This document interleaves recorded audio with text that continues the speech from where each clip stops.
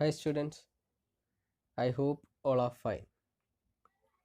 So, in response or in view of our exam, I'm going to have a kind of revision with the questions and answers.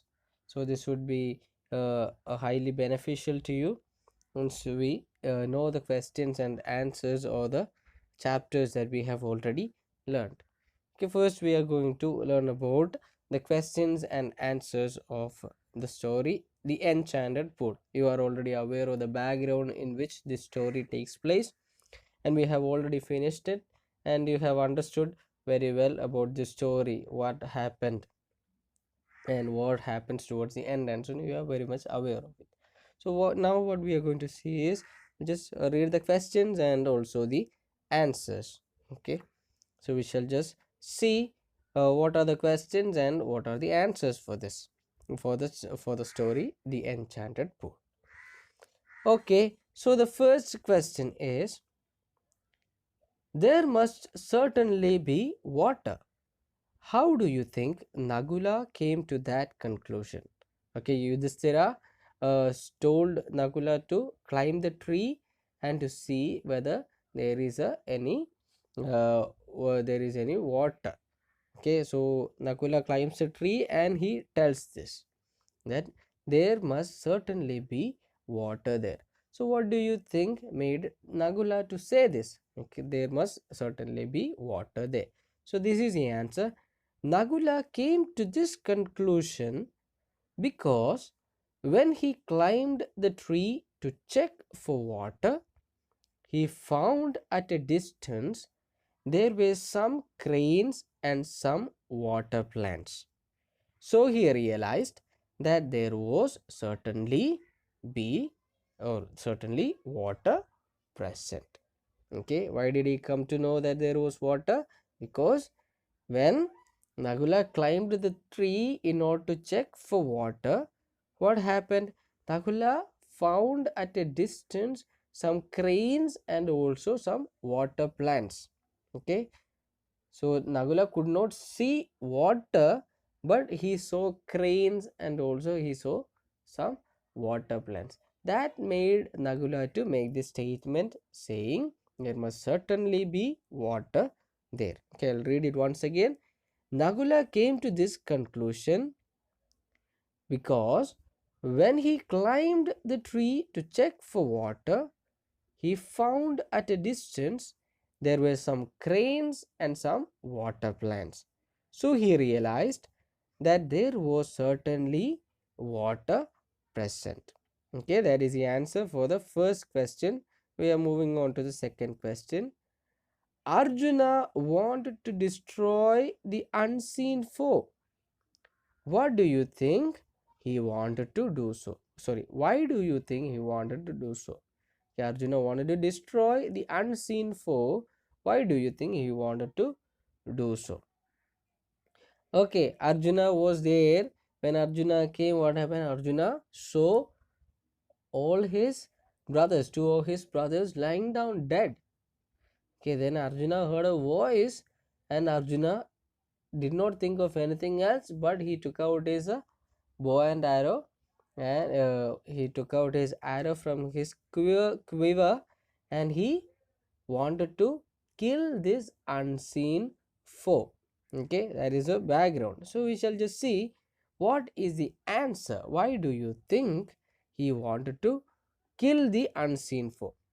Okay, Arjuna wanted to destroy the unseen foe because he was furious with it since it killed his brothers. Okay, Arjuna wanted to kill the unseen foe because he was very furious with the unseen foe, because it had killed the brothers of Arjuna. So Arjuna wanted to avenge the death of his brothers. Arjuna wanted to take revenge for the death of his brothers. He was so angry that he also took out his bow and arrow and fired at the place where the noise had come from. Okay, he was very angry, so he took out his arrow and bow and fired at the place where from where the noise came. Okay, Arjuna wanted to destroy the unseen foe because it had killed his brothers. It had killed his brothers. That was the reason why Arjuna wanted to destroy the unseen foe. So I'll just read it once again for you to understand a bit more clearly. Arjuna wanted to destroy the unseen foe because he was furious with it since it killed his brothers. Arjuna wanted to avenge the death of his brothers. He was so angry that he also took out his bow and arrow and fired at the place where the noise had come from. Okay, where the noise had come from. Okay, that is the answer for the second question. And we have third question. Yudhisthira himself proceeded in the direction his brothers had taken. What made Yudhisthira take that decision? Okay, Yudhisthira himself proceeded in the direction his brothers had taken. And what made Yudhisthira to go through that direction? Okay, there is a question. The answer is this. Yudhisthira sent his brothers one after the other to fetch water. He waited for them, but no one returned. Okay, Yudhisthira had sent his brothers to fetch water. He waited there for some time. He sent his brothers one after the other, and no one returned. He was waiting there for them for a long time, but no one returned. Since all his brothers failed to return, Yudhisthira was worried of an unknown danger that must have happened to his brothers. Okay, Yudhisthira, since he could not see any of his brothers returning, so Yudhisthira was bit frightened. Okay, he was bit worried whether anything strange or any danger has happened to his brothers. So he wanted to check what exactly has fallen on his brothers. So he wanted to check what exactly has happened to his brothers. That was the reason why he himself proceeded in the direction his brothers had taken. Okay, that was the reason why Yudhisthira himself proceeded through the direction which his brothers had taken. Okay, I hope it is clear. Since Yudhisthira did not find any of his brothers returning, so he himself went through the direction which his brothers had taken because he was a bit worried whether some dangers must have happened to his brothers. That was the reason why he went or why he went through the direction which his brothers had taken. Okay, the fourth question. Happiness is the result of good conduct. Do you agree with this? Support your answer with an example.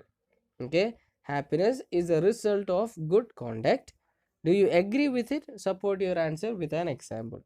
So here what I have given is I have given only the answer. So you can add your own examples to justify this. Good conduct means good doing, righteous action. Okay, good action is always followed by good results. Okay, good actions always follows good results. Acting justly or conducting oneself righteously brings satisfaction from all walks of life. Okay, acting justly or doing things righteously always brings satisfaction to oneself. So true satisfaction or happiness is the result of good conduct. Okay, true satisfaction or happiness is a result of good conduct. One can find happiness in many ways. Okay, one can find, as you know, one can find happiness in many ways. Happiness can be short or it can be eternal. Okay, happiness can be short lived, it can also be long lived. Eternal happiness is nothing but the end result of righteous action, in other words, good conduct. So, what we need to strive is for eternal happiness, that is, happiness that lasts for a long time or that doesn't end. Okay, So that particular happiness, we get that happiness through right action or good conduct. Okay, so good action is always followed by good results, and uh, satisfaction is what we all strive for. Satisfaction is happiness. Okay, true satisfaction comes from a righteous action or doing things, doing good things. Okay, so happiness can be, we can find many ways of finding happiness. It can be it can be short lived or long lived. So we need to look for actions that will bring us eternal happiness or long lived happiness. Those happiness can be brought only through good action. Okay, that is the answer for this. And we have fifth question, and the last question is this, that is, may the cloud complexioned Nakula arise. Why did Yudhisthira choose Nakula in preference to Bhima and Arjuna? Okay, what was the reason when the Yaksha told him to take one of his brothers with him? He chose Nagula. So why did Yudhisthira choose Nagula? That's what we are going to see. Okay, Yudhisthira chose Nagula since he was impartial. Okay, the impartiality of Yudhisthira is highlighted here. He was very impartial. That was the reason why he chose Nakula.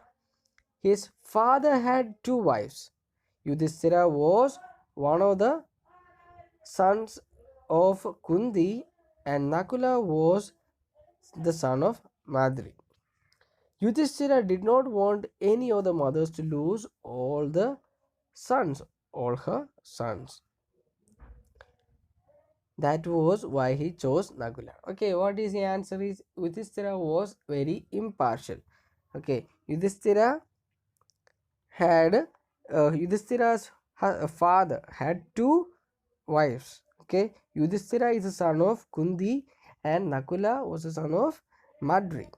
Okay, so Yudhisthira did not want any of the mothers to lose all the children. Yudhisthira, the son of Kundi, was alive, and the Yaksha told Yudhisthira to choose one of his brothers. So Yudhisthira chose Nakula, the son of Madri, so that he did not want any of the mothers to lose uh, all her sons like that, just simply like that. That's the reason why he chose Nakula. The incident goes like this, that is, Yudhisthira replied, O Yaksha, Kundi and Madri were the two wives of my father. I, a son of Kunti, am surviving, and so she is not completely bereaved. So to be fair, I ask that Madri's son Nakula be revived. Okay, that is a incident. Okay, so Yudhisthira was impartial towards things, towards his brothers. That was the reason why he chose Nakula instead of choosing Bhima or Arjuna. Okay, I hope so much is clear to you about next. We have some more questions and answers for other chapters. We'll see it maybe in the next class. I hope today's class is clear to you. Thank you and bye.